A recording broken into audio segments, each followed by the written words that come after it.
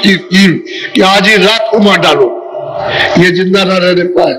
और वही ब्राह्मण देखिए, तो ये दया दृष्टि है, ये कृपा है उनकी, अति कृपा है कि जिनको ऐसी चीज मिल जाए। लेकिन कब कि जब वहां पहुंचो तब, नहीं जाओगे तो कुछ नहीं मिलेगा। अब वो सुनते सुनते सुनते सुनते जब उनकी इच्छा हो गई तो रास्ता बता दिया। अब बैठ के सुबह शाम करते, तो जो कमा करके ले आते हैं वो सब सुनाते हैं, सब सुनाएंगे, हर मत का वहां जाएगा। और उन सब मत वालों को जो रास्ता मिला उसकी सबकी कमाई अलग अलग सब बताएंगे आकर। बोलो। तासे चली निकर होई न्यारी, देखा सब ब्रह्मांड पसारी। अब वही ब्राह्मण कहते हैं कि स्वामी उससे अलग होकर के फैजल कमल के परे हो गई, ईश्वर के पद को छोड़ करके ऊपर चली गई। तो देखा अनेक ब्रह्मांडों को, अनेक ब्रह्मांड गिनने में नहीं आ सकते, इतने ब्रह्मांड है। तो ये स्वामी आपके चरणों की बलिहारी दया दृष्टि है जो आपने हमको उबार लिया, और ये चीज आपने हमको अमोलक दी है। ये तो हमको कहाँ मिलती, हम तो जीव अनाड़ी और महाजाल में, कर्म जाल में फंसे हुए, हमको कौन निकाल सकता था। अब वो देखिए ब्राह्मण कितना रोते और चिल्लाते हैं, और फिर उनसे वो वस्तु लेते हैं। बोलो। नैनु यही विधि विधि बताई, स्वामी सन्मुख जाई सुना। स्वामी एक जो आपने कृपा की है तो उन्होंने आकर के आपको सुनाया, बहुत खुश हो गए। वो स्वामी जी महाराज बहुत खुश, और उम्र कितनी थी, 25 साल की। अरे 25वें साल में तो गए, यही पहला साल था। अब वो मतलब ये है कि बहुत खुश और प्रसन्न हो गए कि भाई तुम चलो, कमाई तो तुम करने लगे, अब तुमने सत्य तो अब समझा। अब जाना कि हमारे अंदर घाट है, और घाट पे बैठ करके हम यहाँ से ये सब चल रहे हैं और देख रहे हैं और सब समझ रहे हैं। तो देखो अब किताबों में क्या लिखा है, अब उनकी समझ में आ गया, ये तो यही किताबों में लिखा है।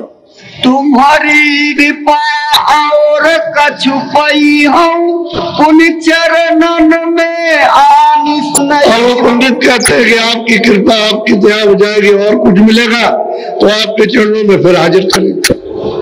जो कुछ आप देंगे फिर जाकर के आपको हाजिर कर देंगे कि अब हमने ये देखा, ये पाया, और वहां उस स्थान पे पहुंचे, उस जगह पे पहुंचे, उसका दर्शन, उसका दीदार हुआ, फिर आकर के सुनाएंगे। बोलो। हम जड़ जीव विद्या के माते, बाभन जाति बुद्धि में राते। हम बामर जात है, हम तो जड़ विद्या के मतलब जानने वाले हैं, हम चेतन विद्या को जानते नहीं है, हम तो लोभी लालची है। क्योंकि आपने ऐसे को सुधारा कि जो मतलब जड़ जात और बार मतलब उसी को मानता, मानी अपमानी और क्रोधी और लोभी लालची, ऐसे के ऊपर कृपा की है, फिर दया हो जाएगी, फिर आकर के सुनाएंगे। पढ़ी पढ़ी कहे हम जन्म गवावा, संतन सन्मुख राखी। अब वही पंडित कहते हैं, पंडित जी ब्राह्मण की हम भाई सारा अपना जन्म बर्बाद कर दिया और संतों से हमेशा विरोध किया।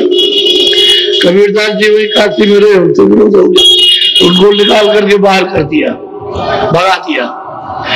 वो रैदास जी काशी में रहे, पूरे महात्मा पूरे संत रहे, उनको वहां उन्होंने भगा दिया, तो दूसरे चले गए वहां काशी छोड़ करके। आप आए थे, आपको भी भगा देता, लेकिन कृपा आपने कर दी, दया कर दी इस ब्राह्मणों के ऊपर में, दया कृपा हो गई तो भी आपने अमोलक की थी। बोलो। मैली बुद्धि ज्ञान मति छोटा, संतन से मन राखा। अब वो पंडित कहते हैं कि मेरी ज्ञान बुद्धि यानी मेरी मति बहुत छोटी है, और संतों से हमेशा दुराव किया, संतों से हमेशा चुनाया, उनके सब लौटी गए, उनसे विरोध करते रहे, अपना रोजी रोजगार चलाते रहे, खाने पीने का बस यही था और हमारा कुछ नहीं था। इसमें कोई दखल डालेगा तो हम उसके विरोधी हो जाएंगे। बोलो। तासे विधि भेद नहीं पाई, अब स्वामी तुम सब दर्शाई। कहते इस वजह से हमको ये भेद नहीं मिला जो आज आपने दिया, और आपकी कृपा दया हो गई तब हमको ये भेद मिला। अगर दया कृपा नहीं होती हम आपके पास कभी नहीं आते और बैठ के कभी सुनते ही नहीं। कि हमारा तो मन मोटा था, बुद्धि हमारी जो है वो तो पढ़ी लिखी में उसमें चक्कर मार रही थी, और हम कुछ जानते हैं लोग भी लालची थे। आपकी बहुत बड़ी दया हुई।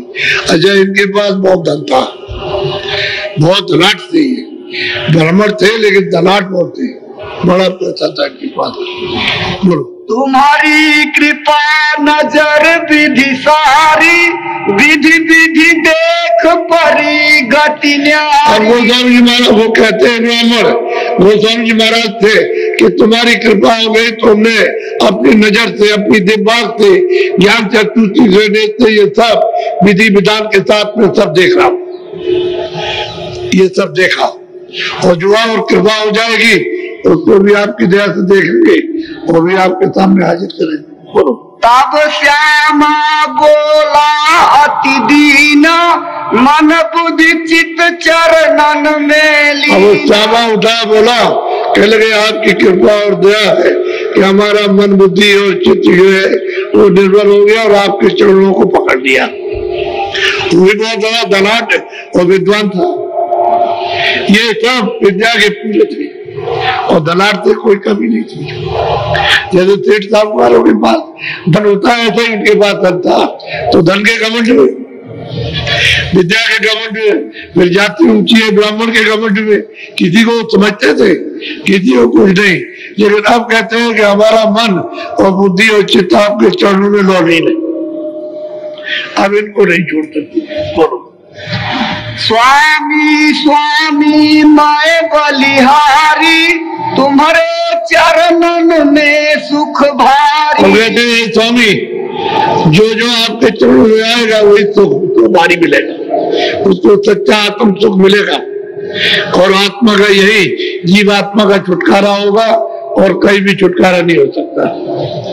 जिन जिन तुम्हारे चरण निहारा, सो सो उतरे भाव जल अब पारा। ब्राह्मण कहते हैं कि स्वामी जिन जिन्होंने आपके चरणों को पकड़ लिया, आपको देख लिया और छोड़ा नहीं, तो भवसागर से पार जाएंगे, उतर जाएंगे। और भवसागर तो ये है कि यहाँ से चलो स्वर्ग और वैकुंठ को पार करो तो ईश्वर को उसका दर्शन करो, तो ऊपर में ब्रह्म का दर्शन करो, तो उसके पार पार ब्रह्म का, तब उतर पार में उतर के जाओगे।